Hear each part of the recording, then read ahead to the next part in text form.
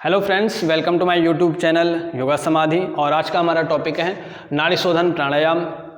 आज की वीडियो में हम जानेंगे नाड़ी शोधन प्राणायाम किस प्रकार से किया जाता है, इसमें कौन कौन सी सावधानियां रखनी है और किस प्रकार इसकी क्रियाविधि रहती हैं। प्राणायाम शब्द दो शब्दों के मेल से बना है, प्राण और आयाम।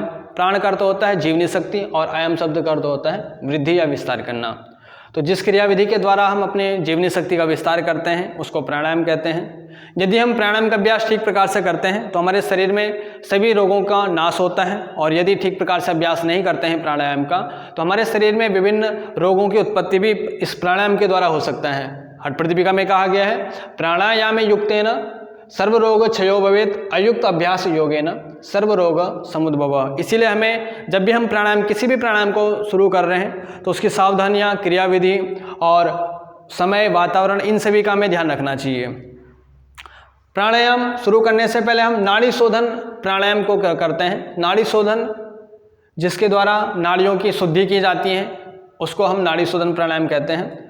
नाड़ी किसे कहते हैं? तो नाड़ी का मतलब यहाँ पर नस या धमनियों से नहीं है। नाड़ी योग शास्त्र में वह मार्ग जिससे होकर के जो शरीर की ऊर्जा प्रभावित होती है उसको हम नाड़ियाँ कहते हैं। हमारे शरीर में जो नाड़ियों की संख्या है 72,000 नाड़ियाँ हैं, और ये आपस में इस प्रकार से गुथे हुए रहते हैं, बहुत उलझ जाती हैं आपस में। जैसे फूल की माला होती है और उसमें पुष्प आपस में गुथे हुए रहते हैं, उसी प्रकार से हमारी जो शरीर में नाड़ियाँ हैं आपस में इस प्रकार उलझ जाती हैं, जिससे जो प्राण का प्रवाह हमारे शरीर में प्रभावित होता रहता है तो वह अवरुद्ध होने लग जाता है। इसके लिए हम पहले नाड़ी शोधन करते हैं, नाड़ियों का शुद्धिकरण किया जाता है।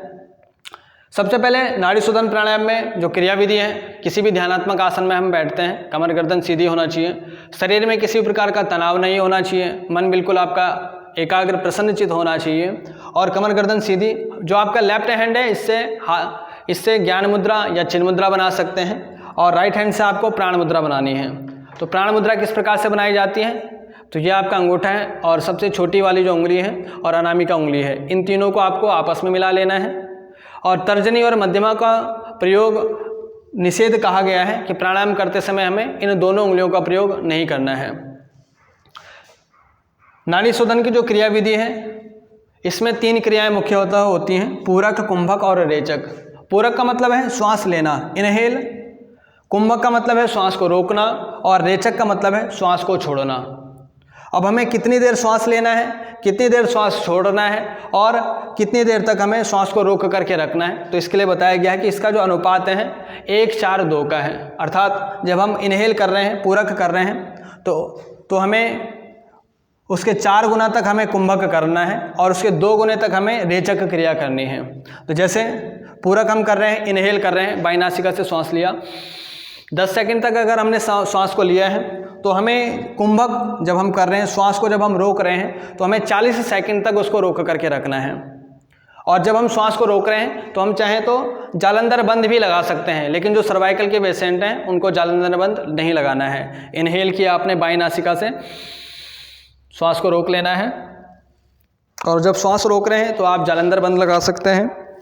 उसके बाद जब आप प्रश्वास कर रहे हैं, एक्जेल क्रिया जो कर रहे हैं, श्वास को जो छोड़ रहे हैं, दाईं नासिका से प्रश्वास करना है, श्वास को छोड़ देना है। बाईं नासिका से आपने श्वास लिया था, श्वास को रोका था, और दाईं नासिका से प्रश्वास कर लेना है। जब आपने दाईं नासिका से प्रश्वास कर लिया है, इसके बाद दाईं नासिका से फिर से इनहेल करना है। इनहेल दाईं नासिका से करना है, फिर श्वास को रोक करके रखना है, और बाईं नासिका से प्रश्वास कर देना है, एक्जेल कर देना है। इसमें जो अनुपात रहता है, जो प्राण का रेशियो रहता है प्राणायाम करते समय, तो 1:4:2 का रहता है। अर्थात जब आप श्वास ले रहे हैं, पूरक कर रहे हैं, तो अगर आपने 10 सेकंड तक श्वास को लिया है तो 40 सेकंड तक आपको श्वास को रोक करके रखना है, और जब आप श्वास को छोड़ रहे हैं तो 20 सेकंड तक आपको श्वास को छोड़ना है। तो ये आपका एक चक्र पूरा हो गया है।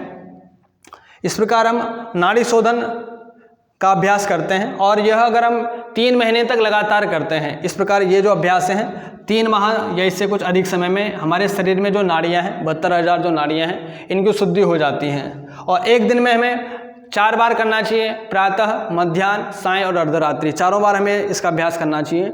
और एक टाइम में, जैसे हम मॉर्निंग में कर रहे हैं, प्रातःकाल कर रहे हैं, तो 20 बार इस क्रिया को करना चाहिए। तो आज की वीडियो यहीं एंड कर रहे हैं। वीडियो अच्छी लगी तो लाइक, शेयर और सब्सक्राइब जरूर करें। धन्यवाद।